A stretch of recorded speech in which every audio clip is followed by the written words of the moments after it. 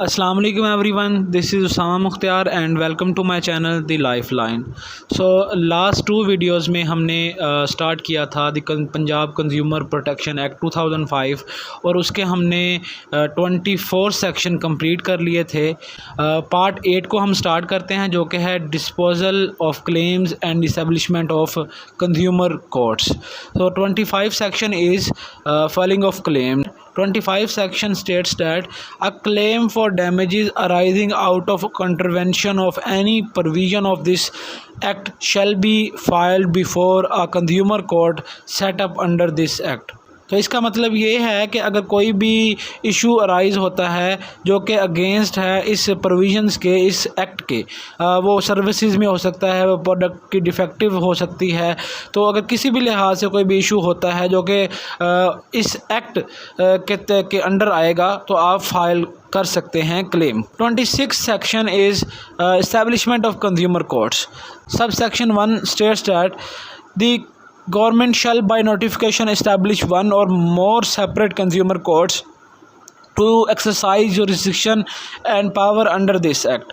तो 26 जो सेक्शन है वो ये कहता है कि जो गवर्नमेंट है वो नोटिफिकेशन बाय नोटिफिकेशन और इस्टेब्लिश कर सकती है एक से या एक से ज़्यादा सेपरेट कोर्ट्स, एरिया को देखते हुए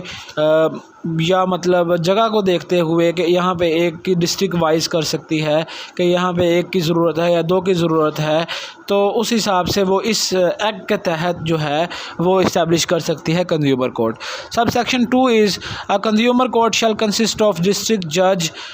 to be appointed by the government in consultation with the Lahore high court. तो इसका मतलब ये है कि लाहौर हाई कोर्ट जो है उसकी कंसल्टेशन के साथ जो गवर्नमेंट है वो हर कंज्यूमर कोर्ट में एक जो जज है, डिस्ट्रिक्ट जज जिसे कहते हैं, वो अपॉइंट कर सकती है। Sub section 3 states that the terms and conditions of service of district judge or the additional district judge appointed under subsection 2 shall be such as may be prescribed। तो सब सेक्शन जो 3 है वो ये कहता है कि डिस्ट्रिक्ट जज जो अपॉइंट किया जाएगा कंज्यूमर प्रोटेक्शन कोर्ट के लिए, तो उसकी जो सर्विसेज के टर्म्स एंड कंडीशंस होंगे ना, वो लाहौर हाई कोर्ट की तरफ से ही प्रिस्क्राइब किए जाएंगे। आगे है सेक्शन 27 जो कि है जुरिस्डिक्शन ऑफ कंज्यूमर कोर्ट्स पर। Subject to provision of this act the consumer court shall have jurisdiction to entertain complaints within the local limits of whose jurisdiction. तो इसका मतलब ये है कि जो कंज्यूमर कोर्ट है उसकी जुरिस्डिक्शन जो है वो क्या हो सकती हैं, हम डिस्कस करेंगे। वो एंटरटेन कर सकती है लोकल लिमिट्स को। क्लॉज ए है वो ये कहती है डिफेंडेंट और each of the defendant where there are more and than one at the time of filing of claim actually and voluntarily resides or carries on business or personally works for gain। तो कह रहा है कि इन सारे मामलात में जब defendant कोई भी बिज़नेस कर रहा होगा तो ये जुरिस्डिक्शन में आता है कंज्यूमर कोर्ट की कि वो उसके ख़िलाफ़ एक्शन ले सके या उसके केस को सुन सके। तो क्लॉज बी है any of the defendant where there are more than one at the time of filing of claim actually and voluntarily resides or carries on business or personally works for gain, provided that in such a case the permission is granted by the consumer court or the defendant who do not reside or carry on business or personally work for gain as the case may be acquiescence in such institution। अब जो clause 2 है वो भी similarly clause 1 जैसी है। उसके अंदर वो ये कह रहा है कि मतलब अगर कोई भी डिफेंडेंट जो है वो कोई काम कर रहा है, कोई बिज़नेस कर रहा है या कोई पर्सनल वर्क कर रहा है, फॉर गेन कर रहा है, तो अगर उसने उसे परमिशन दी है कंज्यूमर कोर्ट ने, तो ये जुरिस्डिक्शन में आता है कंज्यूमर कोर्ट की उसे परमिशन दे के आप अपने काम को चला सकते हैं, आप उसको परस्यू कर सकते हैं अपने बिज़नेस को। Clause C states that the cause of action wholly और इन पार्ट अराइजेस। तो इसका मतलब ये है कि अगर प्रोडक्ट में पूरी प्रोडक्ट ख़राब हो जाती है आपके पास या उसका कोई एक पार्ट में कोई इशू या कॉज ऑफ एक्शन अराइज होता है, तो फिर भी ये जुरिस्डिक्शन में आता है कंज्यूमर कोर्ट की कि वो उस इशू को सुन सके। आगे हमारे पास है सेक्शन 28 जो कि है सेटलमेंट ऑफ क्लेम्स के ऊपर। Sub section 1 states that a consumer who has suffered damage or authority in other cases shall by written notice call upon a manufacturer or provider of services that a product or service is defective or faulty, or the conduct of the manufacturer or service provider is in contravention of the provision of this act, and he should remedy the defect or give damages where the consumer has suffered damages or cease to contravene the provision of this act. Settlement of claims के अंदर जो sub section 1 है वो कहता है कि अगर consumer को कोई भी डैमेज हुआ है, चाहे वो उसकी प्रोडक्ट ख़रीदी थी उसमें कोई डैमेज आया है, या कोई उसने कोई सर्विस हायर की थी उसके अंदर कोई वो कंट्रवेन है to the provision of this act,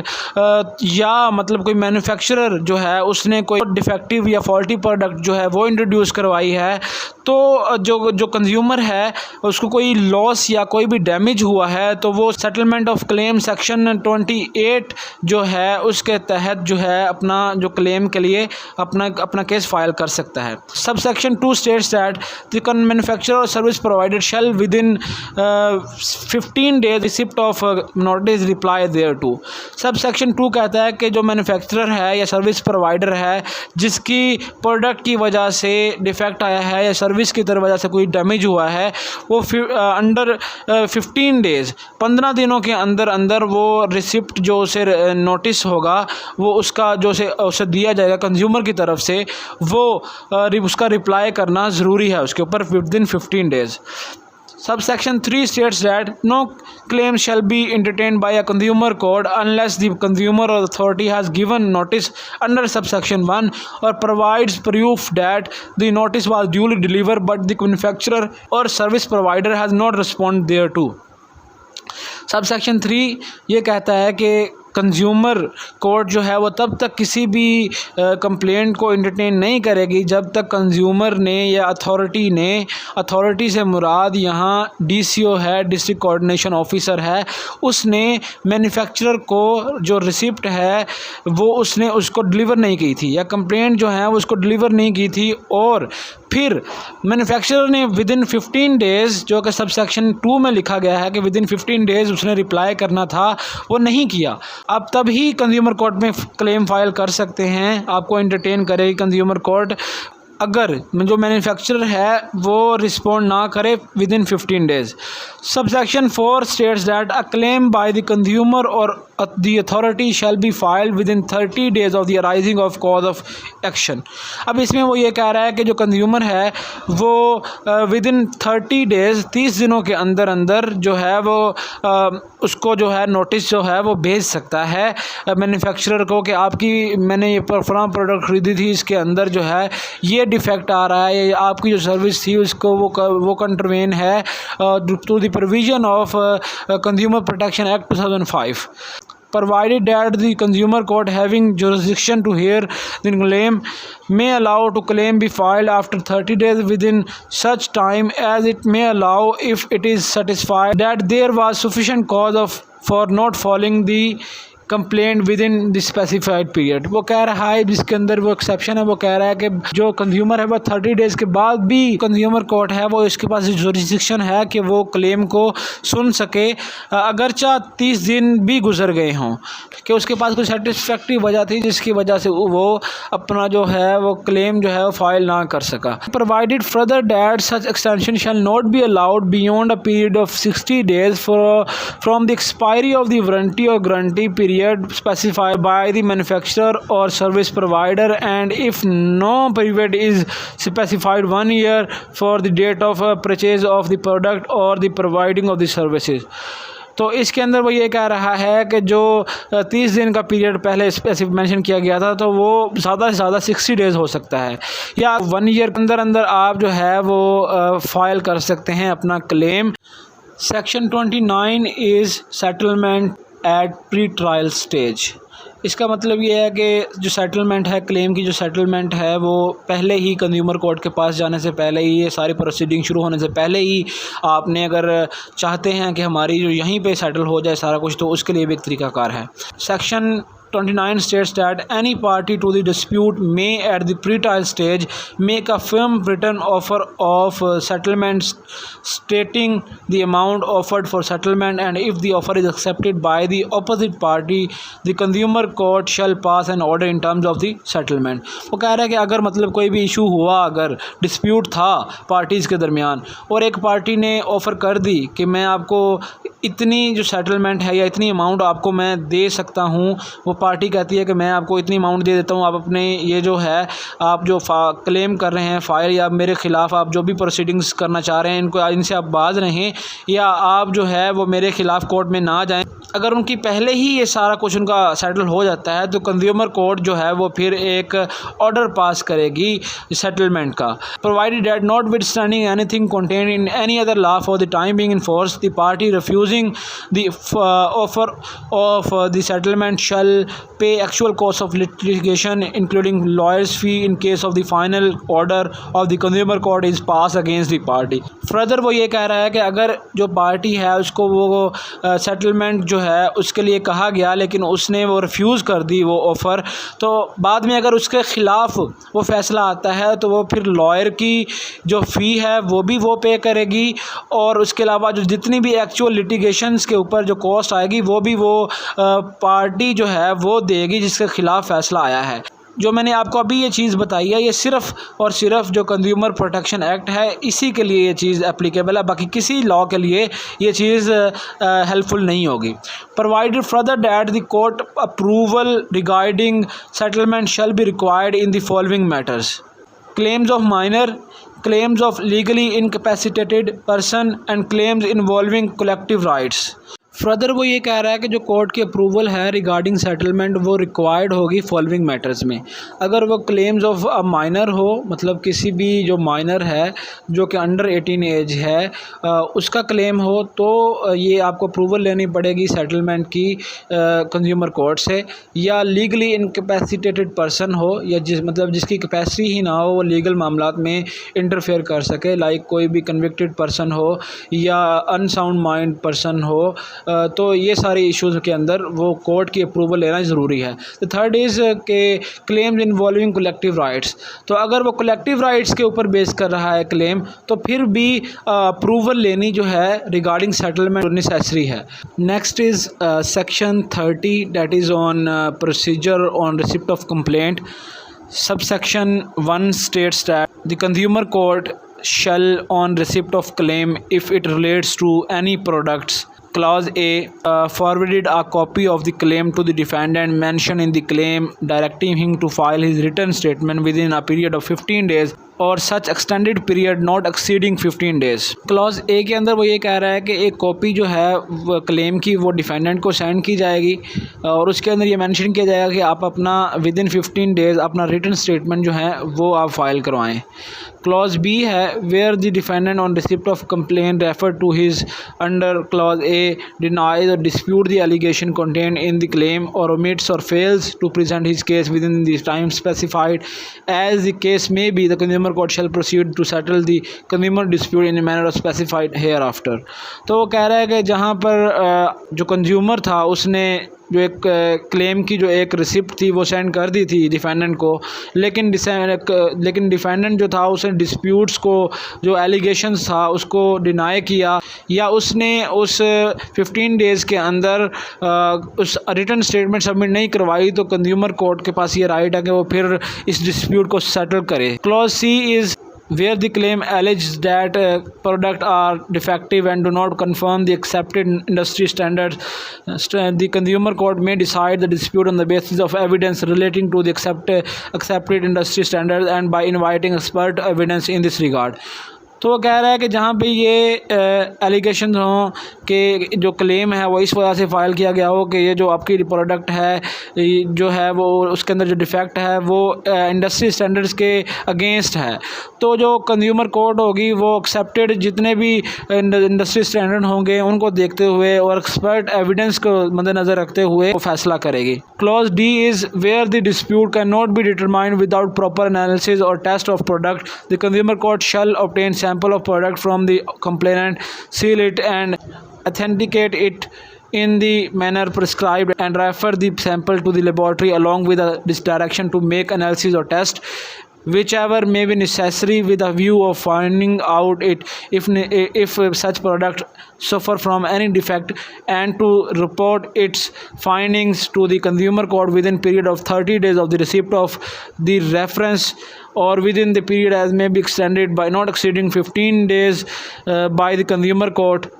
तो इसके अंदर वो ये कह रहा है कि जहाँ पर कोई भी अगर डिस्प्यूट जो फाइल किया गया है उसके अंदर जो अपेरेंटली जो इशू था वो नहीं मिल रहा, तो जो कंज्यूमर कोर्ट है वो डायरेक्शन दे सकती है लेबॉर्ट्री को कि आप एनालिसिस करें और इस फाइंड आउट करें कि इसके अंदर क्या इशू था या नहीं था या क्या इशू था, और तब तक वो उस प्रोडक्ट को सील कर सकती है। एनालिसिस और टेस्ट करने के बाद विद इन 30 डेज़ के अंदर अपनी रिपोर्ट सबमिट करवानी होगी कंज्यूमर कोर्ट को। Clause E is the consumer court may require the claimant to deposit to the credit of the consumer court such fees as may be specified for payment to the laboratory for carrying out the necessary analysis or test, or the fee so deposited by the claimant shall be payable by the defendant if the test or analysis support the version of the claimant। वो कह रहा है कि initially तौर पर जो बंदा claim file कर रहा होगा उसी को फ़ी देनी पड़ेगी, जो लेबॉर्ट्री के अंदर टेस्ट होंगे या जो भी कंज्यूमर कोर्ट के अंदर और भी फ़ी होंगी वो सारी कंज्यूमर को पे करनी पड़ेंगी। लेकिन अगर वो फ़ैसला डिफेंडेंट के ख़िलाफ़ आता है, अगर वो फ़ैसला डिफेंडेंट के ख़िलाफ़ आता है तो डिफेंडेंट फिर वापस करेगा लॉयर की फ़ी, लिटिगेशन फ़ी, लेबॉर्ट्री की फ़ी, ये सब फ़ी जो है ये क्लेमेंट को वापस करेगा defendant. Subsection 2 is the consumer court shall if the claim relates to any services. पहले हमने पढ़ा है प्रोडक्ट के रिलेटेड कि अगर प्रोडक्ट के अंदर डिफेक्ट हो तो क्या प्रोसीजर होगा रिसिप्ट ऑफ कंप्लेंट का। सब सेक्शन 2 के अंदर हम पढ़ते हैं कि सर्विसेज के अंदर अगर कोई भी इशू आता है, अगर services contravene to the provision of this act हों तो फिर क्या प्रोसीजर होगा कंप्लेंट का। The consumer court shall if the claim relates to any services. Clause A is forward a copy of such complaint to the defendant directing him to file his written statement within a period of 15 days or such extended period not exceeding 15 days as may be granted by the consumer court। तो इसके अंदर भी वो यही कह रहा है कि जो कॉपी है कंप्लेंट की वो फॉरवर्ड की जाएगी डिफेंडेंट को, और डिफेंडेंट जो है वो विद इन 15 डेज़ अपनी रिटन स्टेटमेंट जो है वो फाइल करवाएगा, और ये जो पीरियड है ये 15 डेज से ज़्यादा नहीं होगा, granted by the consumer court। Clause B is on receipt of written statement of the defendant if any under clause A proceed to settle the dispute on the basis of evidence produced by the parties, provided that if the defendant does not deny or dispute the allegation made in the complaint or fails to present his case within the specified period, the dispute shall be settled on the basis of evidence brought by the complainant। तो वो कह रहा है कि अगर जो allegation लगाए गए थे जिस सर्विस प्रोवाइडर पर, अगर वो उसको डिनाई नहीं करता या fail to provide adequate stance जो है या सेटलमेंट के लिए जो है अपना रिटन स्टेटमेंट नहीं करवाता, तो जो कंज्यूमर कोर्ट है उसके पास ये राइट है कि वो उस सारे इशू को सेटल कर सके on the basis of evidence bye the Clement. Subsection 3 is for the purpose of this section the consumer court shall same right as are vested in civil court under the Code of Civil Procedure 1908 while trying a suit in respect of the following matters namely। तो वो कह रहा है कि consumer court के पास भी same right वही है, उसके पास भी वही पावर्स हैं जो सिविल कोर्ट के पास हैं under the code of civil procedure 1908। Clause A is the summoning and enforcing attendance of any defendant or witness and examining him on the oath। तो वो कह रहा है कि सर्विस प्रोवाइडर है जो डिफेंडेंट है उसको बुलाना और उससे क्वेश्चन करना और उसको एग्जामिन करना।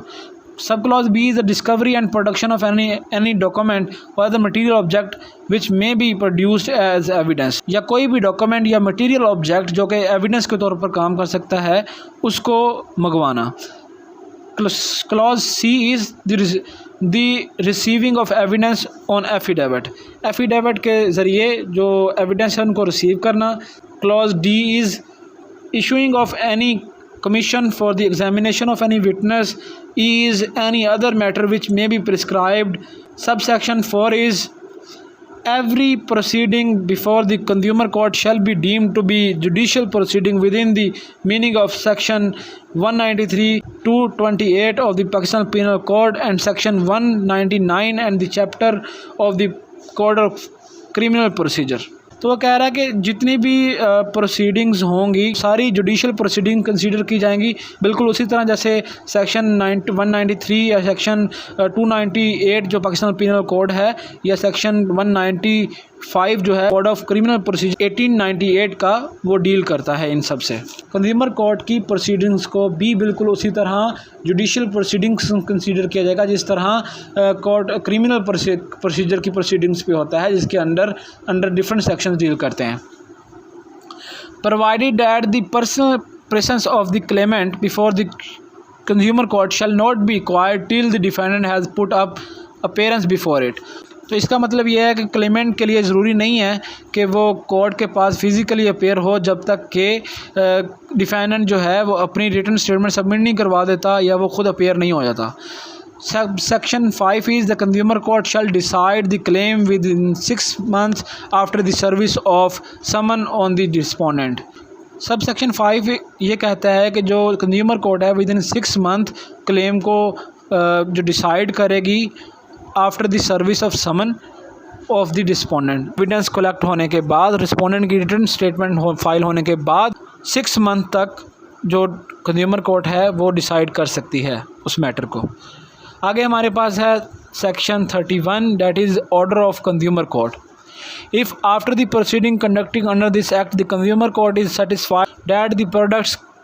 Complaint against suffer from any of the defect specified in the claim or that any or all of the allegation contained in the claim about the service provided are true, it shall issue an order to the defendant directing him to take one or more of the following actions. वो कह रहा है कि अगर proceedings के अंदर ये पता चल जाता है कि जो स्पेसिफिक जो प्रोडक्ट है उसके अंदर ये ख़राबी थी या वो ये डिफेक्ट मौजूद था या अभी भी है, तो कंज्यूमर कोर्ट जो है वो डिफेंडेंट को ये डायरेक्शंस इशू करेगी कि क्लॉज ए कहती है to remove defect from the product in question. Product है उसके अंदर जो क्वेश्चन था उसके रिलेटेड जो भी फैसला आया है, जो भी प्रोडक्ट के अंदर डिफेक्ट है वो उसको रिमूव करे। Clause B is to replace the product with new product with similar description which shall be free from any defect, या वो उस प्रोडक्ट को रिप्लेस करे विद सिमिलर डिस्क्रिप्शन प्रोडक्ट की जो कि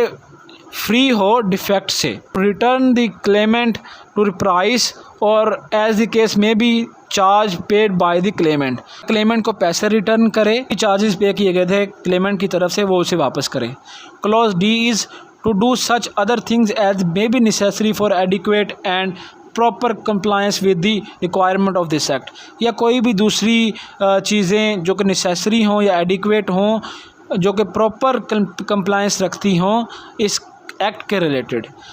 clause is to pay reasonable compensation to the consumer for any loss suffered by him due to the negligence of the defendant, defendant की negligence की वजह से जो भी लॉस हुआ है, जो भी लॉस सफर्ड हुआ है उसकी रीज़नेबल कंपनसेशन की जाए।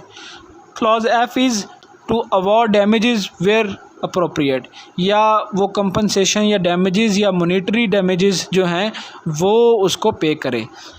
जी is to award actual cost including lawyers fee incurred on the legal proceeding, और वो उसको वापस करेगा, वो फ़ी जो डिफेंडेंट है वो वापस करेगा फ़ी जो कि कंप्लेनेंट की तरफ से लॉयर्स को दी गई थी। Clause H is to recall the product from the trade और कॉमर्स, या वो रिकॉल कर सकता है कॉमर्स या ट्रेड के अंदर से वो product. I is to confiscate और डिस्ट्रॉय द डिफेक्टिव प्रोडक्ट, या वो डिफेक्टिव प्रोडक्ट को मार्केट से रिमूव करवा सकता है, ख़त्म करवा सकता है। Clause J is to remedy the defect in such period as may be deemed fit, या वो एक स्पेसिफिक पीरियड के अंदर उस प्रोडक्ट के अंदर या उस डिफेक्ट के अंदर उसको रेमेडी प्रोवाइड कर सकता है, या उस प्रोडक्ट के अंदर से वो जो डिफेक्ट होगा वो ख़त्म करवा सकता है। To cease to provide the defective or faulty services until it achieves the required standards, या जब तक वो रिक्वायर्ड स्टैंडर्ड्स को वो चीज़ अचीव नहीं कर लेती, सो वो सर्विसेज उसके अंदर से वो फॉल्ट ख़त्म नहीं हो जाता, तब तक वो अपनी सर्विस या डिफेक्टिव प्रोडक्ट को मार्केट में सेल करने से रुक सकता है। Section 32 penalties. Sub section 1 is where a manufacturer fails to perform or in any way infringes the liabilities provided in section 4 to 8, 11, 13, 14, 16, 18 to 22, जो कि हम already डिस्कस कर चुके हैं, he shall be punished with imprisonment which may be extended to 2 years or with fine which makes 200,000 rupees or which both in addition to damages or compensation as may be determined by the court। Sub section 1 जो है वो ये कह रहा है कि अगर manufacturer जो था उसकी नेग्लिजेंस की वजह से जो कोई भी राइट किसी का इन्फ्रिंज हुआ है, जो कि इस कंज्यूमर एक्ट के अंदर सेक्शन जो 4, 8, 11, 13, 14, 16, 18, 22 डील करता है, या 100,000 रुपीज़ का जुर्माना किया जा सकता है या दोनों किए जा सकते हैं, या जो भी कंपनसेशन या डैमेजेस जो डिटरमाइंड बाय द कोर्ट होंगी या जो कोर्ट कंसीडर करेगी ये रीज़नेबल है, वो उसको पे करनी पड़ेंगी। Sub section 2 is where a defendant or the claimant fails or omit to comply with the order made by the consumer court, such defendant or the complainant shall be punished with imprisonment for a term not less than 1 month which may extend to 3 years or with fine not less than 5,000 rupees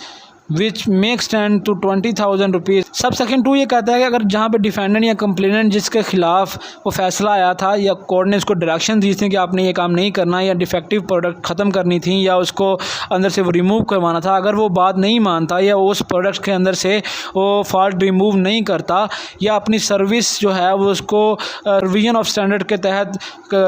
complain नहीं करता, तो फिर उसको सज़ा दी जा सकती है जो कि 1 महीने से कम नहीं होगी और 3 साल से ज़्यादा नहीं होगी, और उसे फ़ाइन किया जा सकता है जो कि 5,000 से कम नहीं होगा और 20,000 से ज़्यादा नहीं होगा, या दोनों किए जा सकते हैं। अब हमारे पास नेक्स्ट है section 33 which is related to the appeal. Any person aggrieved by any final order of the consumer court may file an appeal in the Lahore High Court within 30 days of such order। वो कह रहा है कि अगर कोई भी बंदा satisfied नहीं है कि उसके ख़िलाफ़ जो भी ऑर्डर आया है वो समझता है कि ये रीज़नेबल नहीं है या मेरे ख़िलाफ़ आया है, मेरे साथ ज़्यादती हुई है, तो वो फिर अपील कर सकता है Lahore high court within 30 days। 34 section states that finality of order. Every order of consumer court, if no appeal has been preferred against such order under the provision of this act, shall become final। वो कह रहा है कि अगर within 30 days कोई भी complainant या defendant जो है जिसके ख़िलाफ़ फ़ैसला आया है, अगर वो लाहौर हाई कोर्ट में केस फाइल नहीं करता, अपील फाइल नहीं करता, तो जो कंज्यूमर कोर्ट है उसका फ़ैसला, उसका लास्ट फ़ैसला ही फ़ाइनल कंसीडर किया जाएगा। Section 35 is dismissal of frivolous और वेक्सिशियस क्लेम्स। फ्रिवलस का मतलब है नो सीरियस वैल्यूज़ और वेक्सिशियस का मतलब है अनोइंग और irritating claims. Where a claim is found to be frivolous or vexatious, the consumer court shall dismiss the claim and impose fine on the claimant up to an amount not exceeding 10,000 rupees for having willfully instituted a false claim and shall award appropriate compensation to the defendant from the amount of fine so realized। इसका मतलब यह है कि अगर complainant ने without any reason, no serious values, मतलब कुछ भी नहीं था या टाइम ज़ाया करने के लिए कोर्ट का या डिफेंडेंट को जलील करने के लिए या डिफेंडेंट का टाइम ज़ाया करने के लिए क्लेम जो है फ़ाइल किया था, या उस क्लेम के अंदर या उस कंप्लेंट के अंदर कोई भी सीरियस वैल्यू नहीं थी, तो जो कंज्यूमर कोर्ट है वो इम्पोज़ कर सकती है फ़ाइन कंप्लेनेंट के ऊपर 10,000 तक कर सकती है, और वो ये ऑर्डर इशू कर सकती है कि अमाउंट जो है, स्पेसिफाइड अमाउंट जो है वो कंपनसेशन के तौर पर डिफेंडेंट को पे करेगा कंप्लेनेंट। नेक्स्ट हमारे पास पार्ट 9 है of Punjab consumer protection act 2005 का। So section 36 based on aid to the consumer code. all agencies of the government shall act in aid of the consumer court in the performance of its function under this act। वो कह रहा है कि government की जितनी भी agencies हैं अगर उनकी ज़रूरत पड़ती है कंज्यूमर कोर्ट को तो वो अपनी परफॉर्मेंस और अपनी फंक्शन जो हैं वो परफॉर्म कर सकते हैं।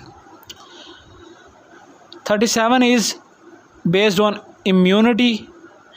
No suit prosecution or other legal proceeding shall lie against any functionary under this act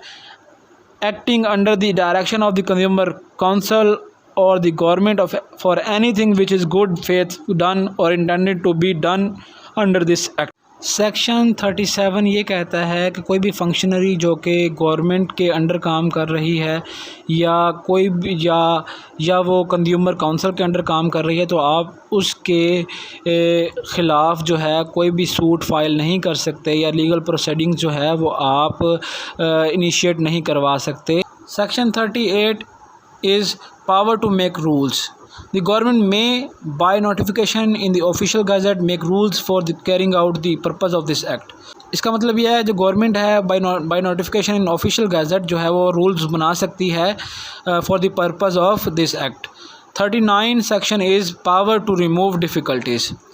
If any difficulty arises in giving effect to any of the provision of this act, the government may make such order not inconsistent with the provision of this act as may appear to it to be necessary or expedient for removing such difficulty। Section 39 states that कि अगर कोई भी difficulty arise होती है, कोई भी difficulty कोई मुश्किल आती है किसी भी प्रोविज़न को इस एक्ट की समझने में तो जो गवर्नमेंट है वो ऑर्डर इशू कर सकती है उस प्रोविज़न्स को फुली कंप्रीहेंड करने के लिए, डिफ़िकल्टी को रिमूव करने के लिए ऑर्डर इशू कर सकती है। अगर आपके पास कोई भी क्वेश्चन है तो आप कमेंट बॉक्स में मुझसे पूछ सकते हैं। Thank you so much for listening me guys. Hope so कि ये आपके लिए बेनिफिशियल रहा होगा मेरे ये lectures. So thank you so much.